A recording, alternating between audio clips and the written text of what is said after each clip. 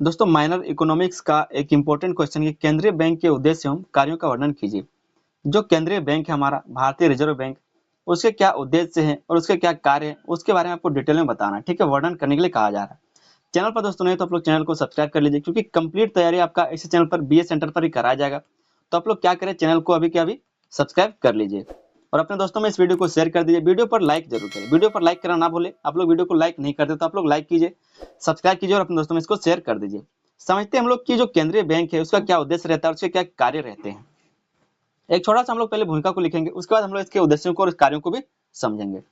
कहा जा रहा है कि किसी भी देश की अर्थव्यवस्था को सही ढंग से चलाने के लिए एक ऐसी संस्था की आवश्यकता होती है जो पूरे बैंकिंग तंत्र, मुद्रा और वित्तीय गतिविधियों को नियंत्रित कर सके। किसी भी देश की अर्थव्यवस्था को चलाने के लिए क्या तो एक ऐसा संस्था होना चाहिए जो पूरे बैंकिंग सेक्टर को देख सके, जो सारे मुद्रा को देख सके, जो सारे वित्तीय गतिविधियों को नियंत्रित कर सके, देख सके।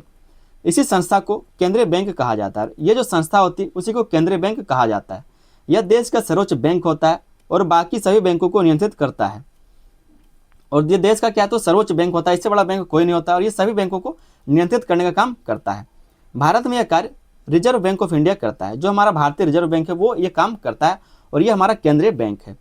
केंद्रीय बैंक का मुख्य उद्देश्य अर्थव्यवस्था को स्थिर, संतुलित और विकसित बनाना होता है। और जो केंद्रीय बैंक है उसका उद्देश्य क्या होता है, तो जो देश का अर्थव्यवस्था है उसको स्थिर बनाए रखना, संतुलित बनाए रखना और विकसित बनाना होता है।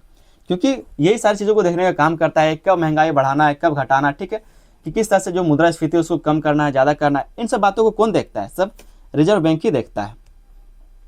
आगे दोस्तों हम लोग समझेंगे कि केंद्रीय बैंक का उद्देश्य क्या होता है। जो हमारा केंद्रीय बैंक है भारतीय रिजर्व बैंक, उसका क्या उद्देश्य रहता है।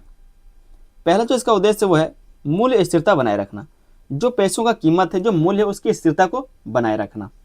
केंद्रीय बैंक का सबसे महत्वपूर्ण उद्देश्य यह होता है कि बाजार में वस्तुओं और सेवाओं के दाम बहुत ज़्यादा ना बढ़े और ना ही बहुत ज़्यादा गिरे। तो मूल्य स्थिरता बनाए रखना इसका सबसे ज़्यादा महत्वपूर्ण उद्देश्य है। ये यह सुनिश्चित करता है कि जो बाजार है वहाँ पर महंगाई, चाहे वो काम का हो चाहे वस्तुओं का हो, ना ही ज़्यादा बढ़े और ना ही ज़्यादा कम हो जाए। यदि महंगाई बढ़ जाती है तो लोगों की आय उतनी नहीं बढ़ती। अगर महंगाई अचानक बढ़ जाए तो लोगों का आय तुरंत बढ़ेगा नहीं, बढ़ पाएगा, जिससे उनका जीवन कठिन हो जाता है। वहीं यदि कीमतें बहुत गिरती है तो व्यापारी और उद्योगपति उत्पादन कम कर देते हैं। अगर कीमत बहुत ज़्यादा गिर जाएगा तो लोग उत्पादन क्यों करेंगे। अगर आप 10 रुपये किलो गेहूँ खरीदेंगे तो लोग गेहूँ उगाना छोड़ देंगे, चावल उगाने लगेंगे, जो महंगा बिक रहा है वो उगाएंगे।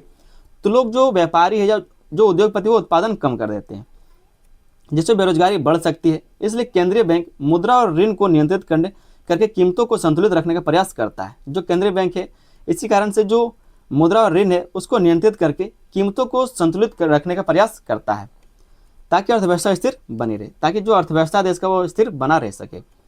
आगे जो इसका उद्देश्य है केंद्रीय बैंक का, वो आर्थिक विकास को बढ़ावा देना। ये आर्थिक विकास को बढ़ावा देने का काम करता है। केंद्रीय बैंक केवल महंगाई को नियंत्रित नहीं करता, बल्कि यह भी देखता है कि देश की अर्थव्यवस्था आगे बढ़े। देश की अर्थव्यवस्था को भी तो आगे बढ़ाना है।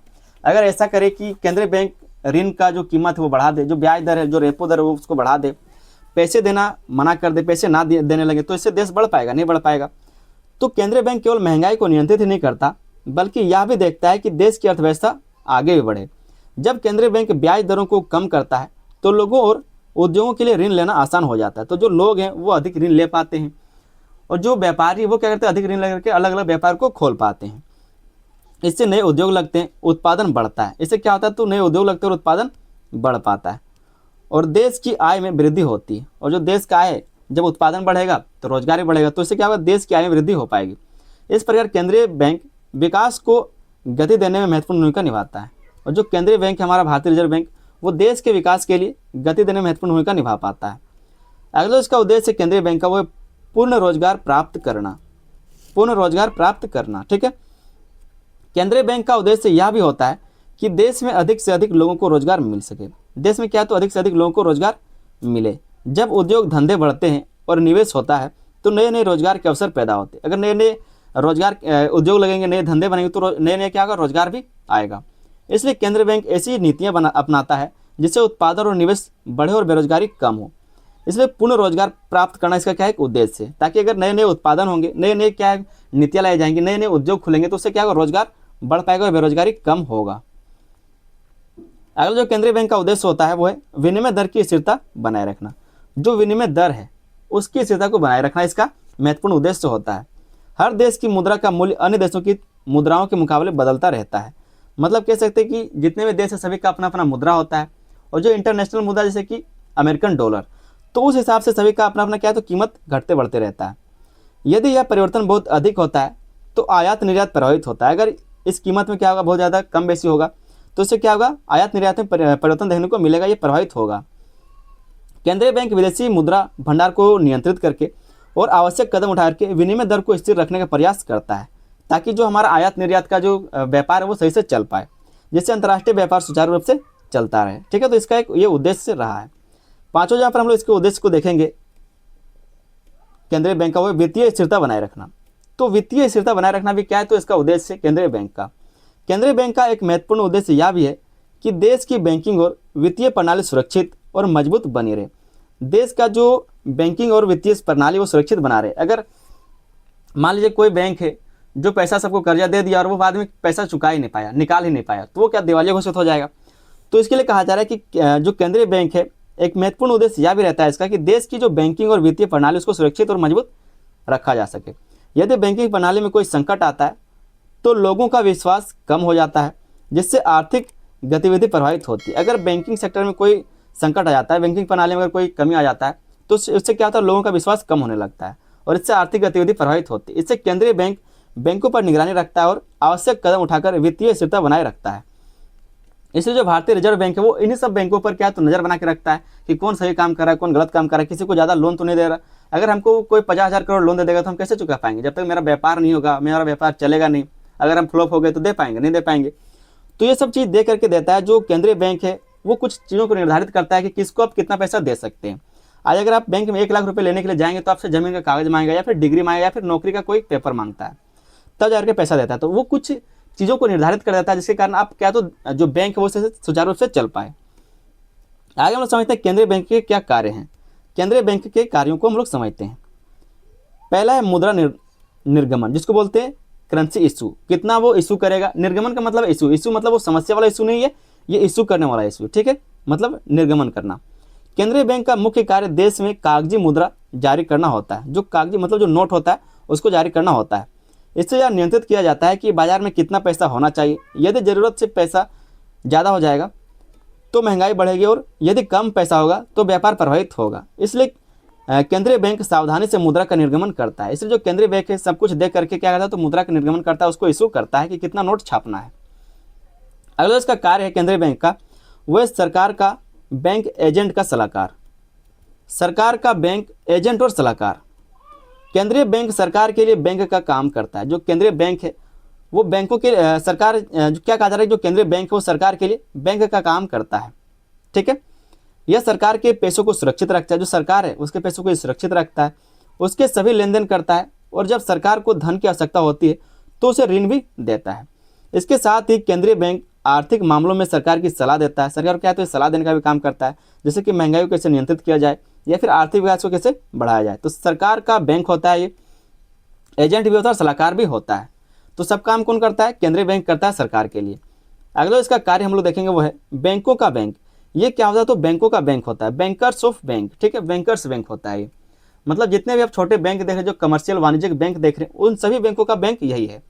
केंद्रीय बैंक अन्य सभी वाणिज्यिक बैंकों के लिए बैंक का कार्य करता है। सभी बैंक अपनी कुछ राशि केंद्रीय बैंक में जमा रखते हैं और आवश्यकता पड़ने पर उसे ऋण लेते हैं। उसे क्या तो ऋण लेते हैं। मतलब जो केंद्रीय बैंक है, रिजर्व बैंक ऑफ इंडिया, उसमें कुछ ना कुछ अपना पैसा जमा रखते हैं और अगर जरूरत पड़ता है तो वहाँ से वो ऋण लेते हैं। यदि किसी बैंक के पास नकदी की कमी हो जाती है तो वह केंद्रीय बैंक से सहायता प्राप्त करता है। किसी बैंक के पास अगर नकदी कम हो जाता है, उसके पास सिर्फ डॉक्यूमेंट्स रह गया, सिर्फ सोना चांदी रह गया, तो क्या करेगा, जाकर के रिजर्व बैंक से लोन ले सकता है, ऋण प्राप्त कर सकता है, फिर नगद प्राप्त कर सकता है। इस प्रकार केंद्रीय बैंक पूरे बैंकिंग तंत्र को सुरक्षित और संतुलित बनाए रखता है। इस तरह से जो केंद्रीय बैंक है उसका काम है कि वो सारी चीज़ों को सुरक्षित और संतुलित बनाए रखे। चौथा जो इसका काम है वो है अंतिम ऋणदाता। ये अंतिम ऋणदाता है, इसके ऊपर कोई नहीं है। यदि कोई बैंक आर्थिक संकट में फंस जाता है, जैसे कि मान लीजिए स्टेट बैंक, ठीक है, स्टेट बैंक सबसे बड़ा बैंक है कमर्शियल बैंक में, तो उसको हम लोग मानते हैं। यदि कोई बैंक जो है वो आर्थिक संकट में फंस जाता है और उसे कहीं भी ऋण नहीं मिलता, उसको कहीं भी ऋण नहीं मिलता, तो केंद्रीय बैंक उसे अंतिम सहारा देता है। जो केंद्रीय बैंक है उसे अंतिम सहारा दे पाएगा, उसको ऋण दे पाएगा। उदाहरण के लिए यदि किसी बैंक के ग्राहक अचानक अपना पैसा निकालने लगे किसी बैंक में क्या है तो जो सारे ग्राहक है वो अपना पैसा निकालने लगे और बैंक के पास पर्याप्त नकदी ना हो, क्योंकि अगर सारा लोग पैसा निकाल लेंगे, क्योंकि बैंक वाले क्या है तो कहीं ना कहीं पे लोगों को ऋण देकर के रखते हैं और उसी का फायदा आपको ही देते हैं, कुछ ना कुछ आपको ब्याज दिया जाता है। और अगर सभी लोग अपना अपना पैसा निकाल लेंगे तो उनके पास नकदी रहेगा नहीं तो कहाँ से देगा। तो केंद्रीय बैंक उसे ऋण देकर बचाता है। जो केंद्रीय बैंक है वो उसको नकदी पैसा देगा और क्या करेगा, उस बैंक को बचा पाएगा। इससे बैंक बंद होने से बच जाता है और लोगों को विश्वास जो वो बना रहता है। आगे जो इसका कार्य है केंद्रीय बैंक का वो है ऋण नियंत्रण। ये क्या करता है तो क्रेडिट कंट्रोल करता है। केंद्रीय बैंक बाजार में ऋण और मुद्रा की मात्रा को नियंत्रित करता है कि कितना ऋण देना है, कितना मुद्रा छापना है, इन सब बातों को नियंत्रित करता है। यदि महंगाई बढ़ती है तो ब्याज दर बढ़ा देता है। अगर महंगाई बढ़ेगी तो जो ब्याज दर है वो बढ़ा दिया जाएगा, और जब ब्याज दर बढ़ेगा तो लोग ऋण कम लेंगे, ऋण कम लेंगे तो पैसा खर्चा कम होगा, ताकि लोग कम ऋण ले और खर्च कम करें। यदि अर्थव्यवस्था धीमी हो जाती है तो वह ब्याज दर कम कर देता है। अगर अर्थव्यवस्था धीरे धीरे कम हो जा रहा है तो इससे क्या होगा, ऋण को कम कर दिया जाएगा, जिससे ज़्यादा से ज़्यादा लोग क्या करेंगे तो पैसा ले पाएंगे, ताकि लोग अधिक ऋण ले और निवेश बढ़े। इस प्रकार केंद्रीय बैंक आर्थिक स्थिति के अनुसार ऋण को नियंत्रित करता है, कभी ज़्यादा तो कभी कम, जिस तरह से स्थिति रहता है। छठा जहाँ पर हम लोग इसका काम को देखेंगे वो है क्लियरिंग हाउस का कार्य। ये क्या करता है तो क्लियरिंग हाउस का काम करता है। केंद्रीय बैंक विभिन्न बैंकों के बीच होने वाले भुगतान का निपटान करता है। जो अन्य बैंकों के बीच होने वाले जो भुगतान है उसका निपटान यही करता है। मान लो एक व्यक्ति ने दूसरे बैंक के ग्राहक को चेक दिया, क्या मान लो एक व्यक्ति है जिसको दूसरे बैंक के ग्राहक ने चेक दिया है, तो दोनों बैंकों के बीच पैसा स्थानांतरित करने का जो कार्य है वो केंद्रीय बैंक करता है। जो केंद्रीय बैंक है वो करता है, क्योंकि आपका दूसरा बैंक है वो दूसरा बैंक में भजा रहा है, तो इसका काम कौन करेगा, केंद्रीय बैंक में करेगा। इससे लेन देन सरल, तेज और सुरक्षित हो जाता है। अगला जहाँ पर इसका हम लोग काम देखेंगे वो है विदेशी मुद्रा का नियंत्रण। ये विदेशी मुद्रा को भी नियंत्रित करता है। केंद्रीय बैंक देश के विदेशी मुद्रा भंडार का प्रबंधन करता है। यह तय करता है कि देश के पास कितनी विदेशी मुद्रा होनी चाहिए और उसका उपयोग कैसे किया जाए। इससे देश की मुद्रा की कीमत स्थिर रहती है और अंतर्राष्ट्रीय व्यापार में संतुलन बना रहता है। तो विदेशी मुद्रा का नियंत्रण कौन करता है, यही करता है। अगला जो हम लोग पॉइंट देखें, जो काम देखेंगे वो है आर्थिक जानकारी प्रदान करना। तो आर्थिक जानकारी प्रदान करने का भी काम केंद्रीय बैंक का ही होता है। केंद्रीय बैंक समय समय पर देश की आर्थिक स्थिति से संबंधित आंकड़े एकत्र करता है और उन्हें प्रकाशित करता है।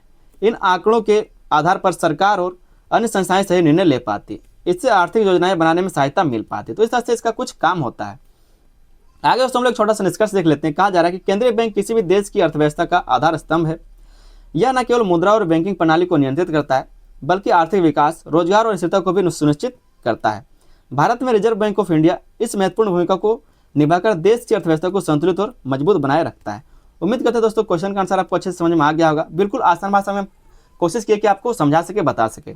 चैनल पर दोस्तों नहीं तो आप लोग चैनल को तुरंत अभी के अभी सब्सक्राइब कीजिए, साथ में बेल आइकन को दबाकर उसको ऑल पर सेट कर लीजिएगा।